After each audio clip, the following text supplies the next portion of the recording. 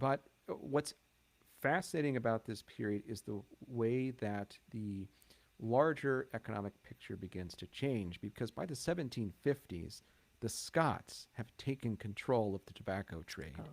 Oh, Particularly, so if you go to Glasgow today, there's a reason why there's a Virginia Street, and it's because a lot of the tobacco merchants who were dominating that trade had their merchant oh houses there. wow.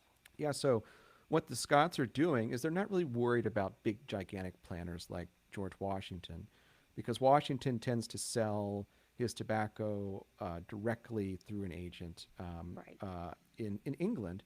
But what small planters like a Patrick Henry will do is they will sell their tobacco on consignment to a Scottish merchant who has set up a store on behalf of a company in Glasgow, somewhere along the Riverine regions in Virginia.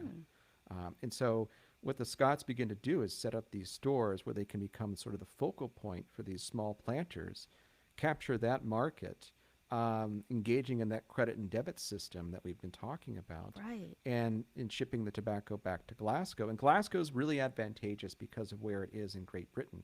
You know, it's on the west coast of Scotland along the River Right. Clyde, and so ships coming out of there can immediately drop down on the currents and sail right across to North America into the kind of the Charleston and then up to the Chesapeake where they can operate. And so they have a distinct advantage in that regard over Liverpool Mm-hmm. and other English tobacco ports.